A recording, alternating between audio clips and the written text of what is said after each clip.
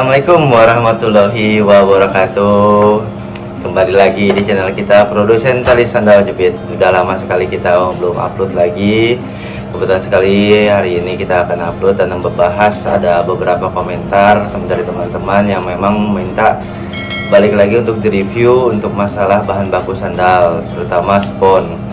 Bagaimana apa aja jenis-jenis spon. Yang sebelumnya kan kita udah mereview ya, spon yang Eva, yang semi super, yang pylon, yang super kayak apa segala macam. Nah, itu di situ. Nah, di sini kita akan meluruskan semuanya untuk masalah si bahan baku sendal ini, yang si spon yang terutamanya spon Eva. Nah, sebenarnya gini teman-teman, kita langsung aja kita langsung bahas yang dari spon Eva ya.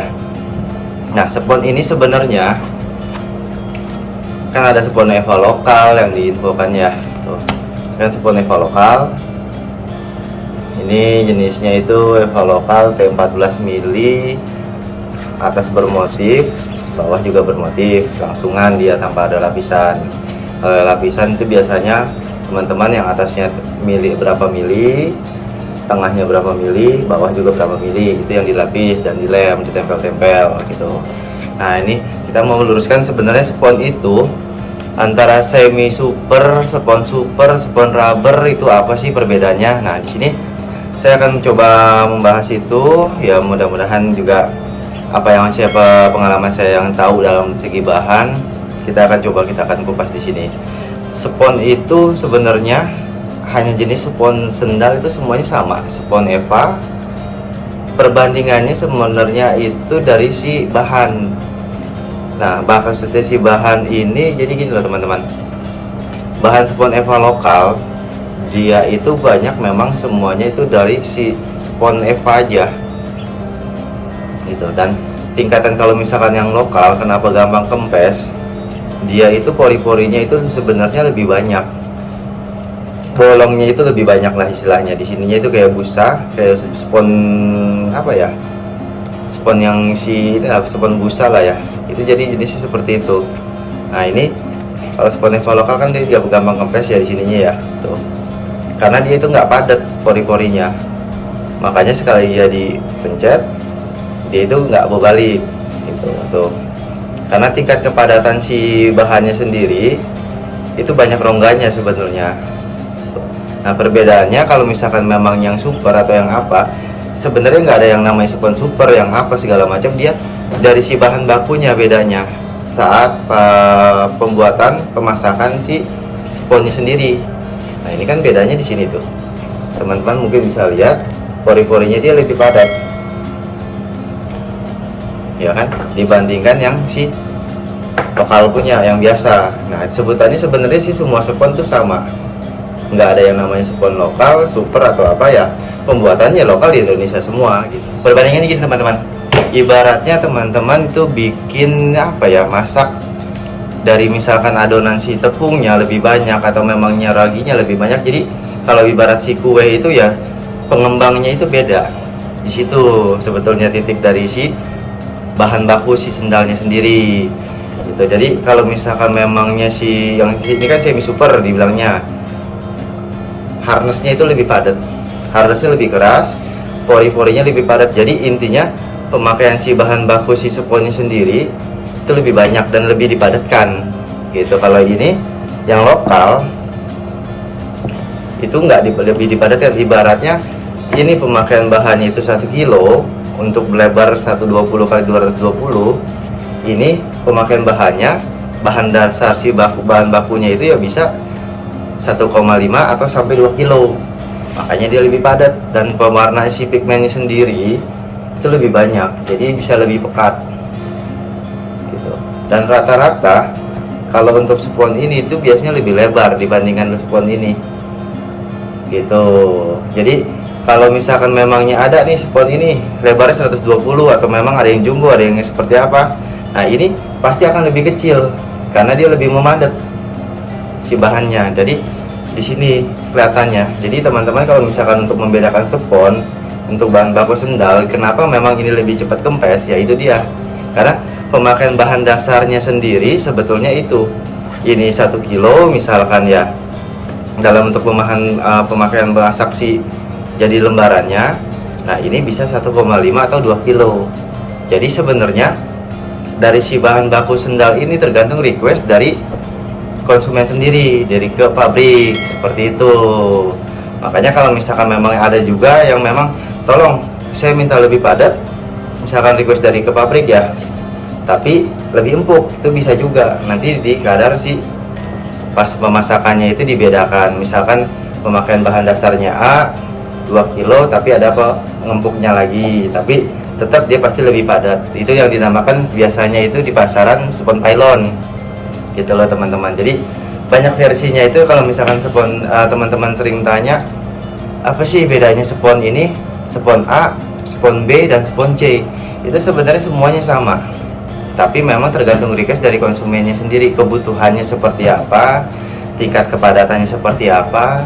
Nah disitulah memang nanti perbedaan namanya. Jadi sebenarnya sih spon EVA sih sama, yang dibedakan itu sebenarnya bukan namanya, tapi harnessnya, mau seperti seberapa kerasnya, seberapa empuknya, kepadatannya si sponnya sendiri gitu loh teman-teman. Sebenarnya dari sananya. Dan ketiga biasanya untuk pewarnaan si bahan dasar si sponnya sendiri, pigmennya itu kan pasti kan lebih banyak dan warnanya itu biasanya lebih pekat gitu. Sama halnya juga seperti spon rubber.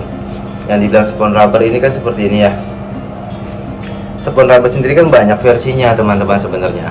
Jadi ada rubber yang memang kalau misalkan itu yang memang campuran si bahan karet alamnya itu cuma 1 kilo, ada yang 2 kilo. Dah di situ biasanya perbedaan si harganya juga sudah berbeda gitu loh teman-teman. Jadi dari kalau misalkan spon rubber bedanya dengan spon EVA itu pasti ada bedanya. Kalau rubber pasti ada bau karet gitu, bau karet itu pasti ada kecium. Jadi bisa teman-teman tuh membedakan spon EVA sama spon rubber. Yang paling utama sih, yang paling mendasar biasanya dari si bau karetnya itu beda.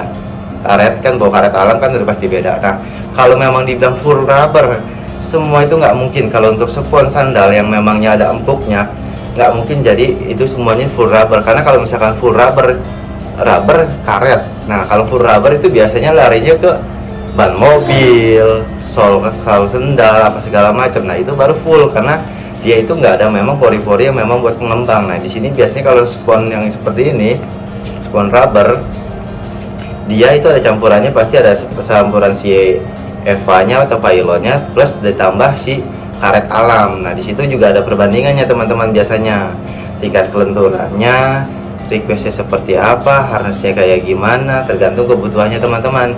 Sama tingkat kepadatannya juga menentukan cepat kempes apa enggaknya, itu biasanya di situ juga ada. Dan banyak berapa memangnya ini sebenarnya itu dia yang tadi saya bilang di awal, permintaannya itu seperti apa intinya.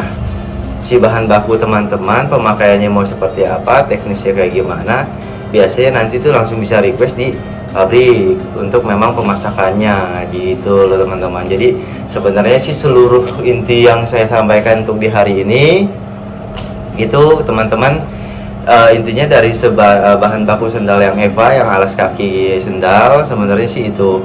Jadi tergantung request dan permintaan dari teman-teman. Jadi yang mau yang lokal harganya kan pasti beda. Jadi yang tadi saya bilang di awal, misalkan campuran A-nya bahan bakunya 1 kilo atau memangnya 2 kilo atau 3 kilo, itu kan tergantung nanti permintaannya dari teman-teman dan harganya pun bervariasi. Makanya ada yang dibilang spon EVA lokal biasa, spon semi super, spon super. Itulah sebenarnya perbedaannya. Dan rubber pun sama, spon rubber juga sama. Jadi yang dibilang spon rubber ya pasti ada kadar karetnya dia gitu, walaupun ada yang kadar karetnya sedikit, ada yang kadar karetnya banyak, ada yang 1 kilo, ada yang 1 kilo, ada yang 2 kilo, ada yang 2, dan yang 1 kilo misalkan satu prosesan sekali masak. Terus yang 2 kilo ada tambahannya lagi, pasti 2 kali jalan, nggak mungkin 1 kali jalan gitu loh teman-teman. Jadi semuanya itu ada yang seperti itu. Jadi kurang lebihnya ya mungkin kalau memangnya saya ada salah ya mohon maaf. Semoga memang dalam video yang kali ini, hari ini, pertanyaan teman-teman semua itu bisa terjawab ya. Kalau misalkan memang ada yang masih kurang jelas, silahkan teman-teman komentar lagi ya. Kurang lebihnya semoga memang ya intinya semoga bermanfaat aja yang memang saya sampaikan hari ini. Cukup sekian dan terima kasih, dan jangan lupa juga di subscribe, subrek, apa-apalah terserah teman. Yang penting ya kita selalu semangat Jangan usaha, jangan sampai kendor.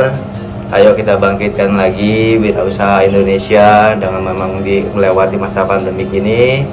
Kita harus bangkit, kita harus berjuang dan mencintai produk-produk lokal, kreativitas anak bangsa Indonesia. Oke? Cukup sekian dan terima kasih. Salam sehat selalu, sukses dan selalu berdoa berikhtiar dan jangan pantang menyerah. Oke?